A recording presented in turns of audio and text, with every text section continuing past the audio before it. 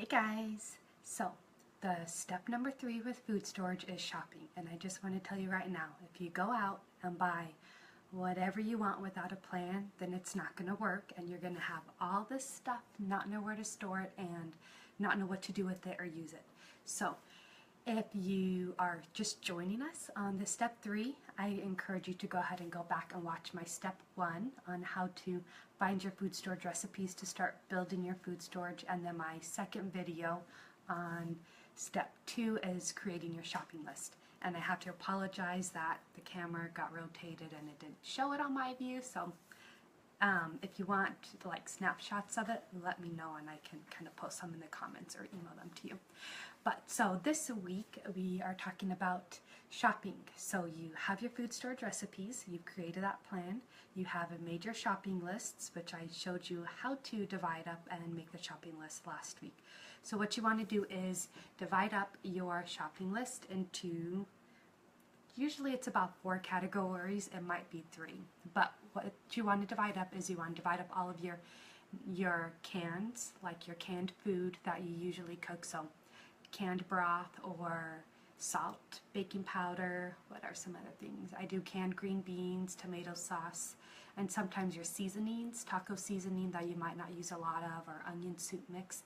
Those are all basic canned or basic items that you find at a usual grocery store that you can just pick up when you're doing your basic grocery shopping. So your first category of your shopping list is your basic grocery store items. So you want to make one list of that. And then your second list is if you have a Costco or Sam's Club membership, if you want to buy bulk in some of those. You don't have to, this is optional, but for those of you who do have Costco or Sam's Club, the items that I buy bulk in, this is just giving you an example, is I usually do honey, and I do syrup, I do yeast, and those are the 3 that I can think of off the top of my head. But those are my, so I would put those on my shopping list for Costco or Sam's Club, which I don't go to as often as everyday grocery shopping, but it's still a separate list.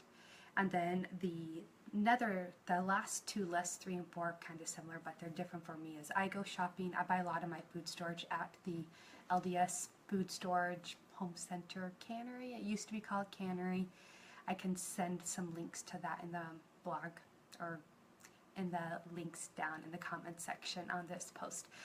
But you don't have to, for those of you who are not Mormon or LDS, you do not have to be LDS to buy food there, and they have great food in number 10 cans for super cheap, because they're not there to make money, they're there to help you be prepared and build your food storage. So I do that as a separate shopping list because it's about a 20-minute drive for me, and I only go there about every 3 to 4 months. That's typically my bulk bags of wheat. Typically, what else do I get from there? Sometimes I do oats from there. Sometimes I just do oats from the basic grocery store. I also do beans for bulk things of beans, and rice and noodles. So that's another bulk one that I do at the cannery. And then the 4th category you want to divide up is into freeze-dried food. So if your recipes have a lot of vegetables, fresh fruits and vegetables, and even sometimes meat, sometimes you can can your meat, but if you want to go the freeze-dried route, which is what I did sometimes, you want to make a list of all those freeze-dried items, and just, it's going to get pretty expensive if you have a lot of fresh fruit, so you want to just make that whole list. So to recap, for shopping for food storage, you want to make 4 lists. You want your grocery shopping list that you buy unusual items. You want your, what's the other list? I have it down. Costco or Sam's Club list for some of the more bulk grocery items. You want your LDS cannery, and then you want freeze-dried. So once you divided it up into 4 lists, you want to keep that note with you on your phone or on a piece of paper in your wallet, and whenever you go grocery shopping, if you have extra cash, then just pick up 1 or 2 or whatever things you need with your extra cash from the grocery list. If you go to Costco and you have extra, then go ahead and pick up 1 or 2 things on those lists. Those will be more expensive because they're bulk. And then I recommend just starting with those 2 lists, because those are the 2 most basic items that you are going to be using in your everyday life, and rotating them. And once you get all of those filled up, then go ahead and start buying bulk stuff from the cannery, or research how much freeze-dried food is. There's a couple different websites. There's Thrive. I don't care for them very much. Honeyville, I like them. Agrison Farms, sometimes you can find actually their stuff at Walmart, depending on where you're at. When I lived in Arizona, I could find some.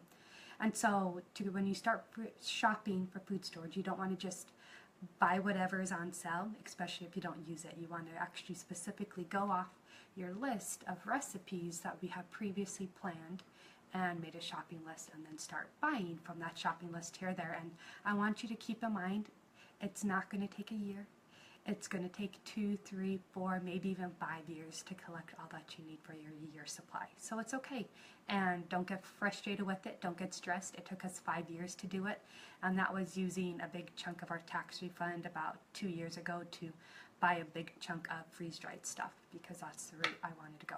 So if you have any questions, let me know. Write it down in the comments. And if you found this video interesting, or if you liked it, go ahead and share it on Facebook or tag a friend that you know is interested. And if you're just joining us, then make sure you watch my first and second video on the first and second steps of food storage, so you're not just starting with shopping, because that's usually not a good idea. Anyway, I hope you have a great day, and I will talk to you later.